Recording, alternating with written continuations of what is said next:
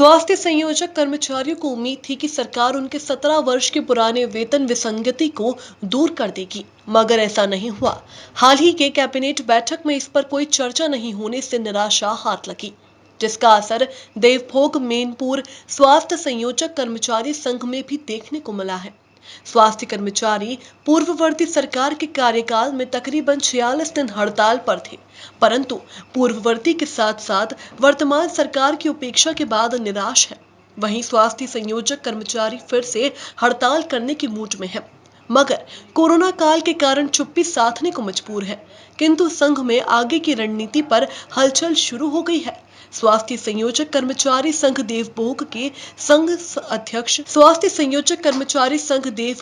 संघ अध्यक्ष चेतन साहू तथा सलाहकार रमेश चंद्र वर्मा, महासचिव संतराम प्रधान, हेम कुमार साहू, मीडिया प्रभारी हरीश साहू ने सरकार के उपेक्षापूर्ण रवैये पर गहरी चिंता व्यक्त करते हुए कहा, ग्रामीण इलाज में महत्वपूर्ण भूमिका निर्वहन करते हुए कोरोना काल में जान जोखिम में डालकर जवाबदेही का निर्वहन करने वाले स्वास्थ्य कर्मियों को उनकी चिंता सरकार को करनी है। मीडिया प्रभारी हरीश साहू ने सरकार के उपेक्षापूर्ण रवैये पर गहरी चिंता व्यक्त करते हुए कहा कि ग्रामीण इलाज में महत्वपूर्ण भूमिका निर्वहन करते हुए कोरोना काल में जान जोखिम में डालकर जवाबदेही का निर्वहन करने वाले स्वास्थ्य कर्मियों की चिंता सरकार को नहीं है।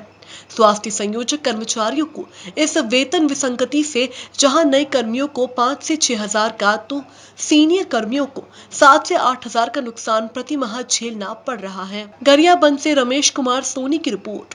कैबिनेट बैठक के बाद जो निर्णय हुआ, जो आप लोगों के विषय पर कुछ नहीं हो पाया, उसको लेकर आप आगे क्या करने वाले हैं और क्या चिंता की? प्रांतीय निर्देशक अनुसार वहाँ से अगर ये आती है, जवाब आती है, तो हम आगे के लिए अब हड़ताल की भी मंशा कर रहे हैं और आगे लड़ाई चलते रहेगी अगर सरकार हम लोगों की बातों को पूरा नहीं किया तो। विसंगति को लेकर यहाँ के स्वास्थ्य कर्मियों को कितना नुकसान झेलना पड़ा है? वेतन विसंगति के नाम से सर, हमारे जो नए कर्मचारी हैं हमारे, उनको 5 से 6 हज़ार प्रति माह, और जो हमारे पुराने सीनियर जो हैं उनको 7 से 8 हज़ार प्रति माह का नुकसान झेलना पड़ रहा है। सरकार की उपेक्षा से आपको क्या लगता है, सरकार करेगी नहीं करेगी?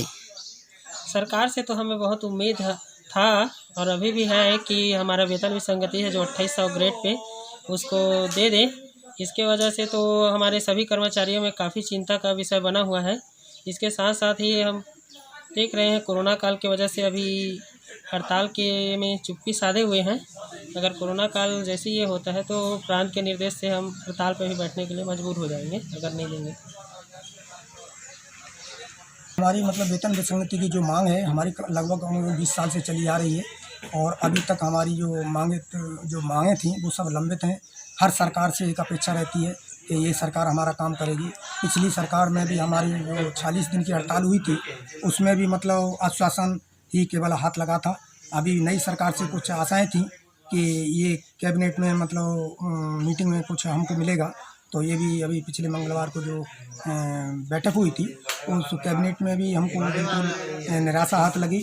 और हमारे जो 28 कार्यक्रम और कम से कम 15-16 योजनाओं पे जो काम करने वाले मैदानी स्तर के जो कर्मचारी हैं उनको बहुत कष्ट झेलना पड़ता है और कार्य को देखते हुए हमारी जो वेतन है वो बहुत कम है।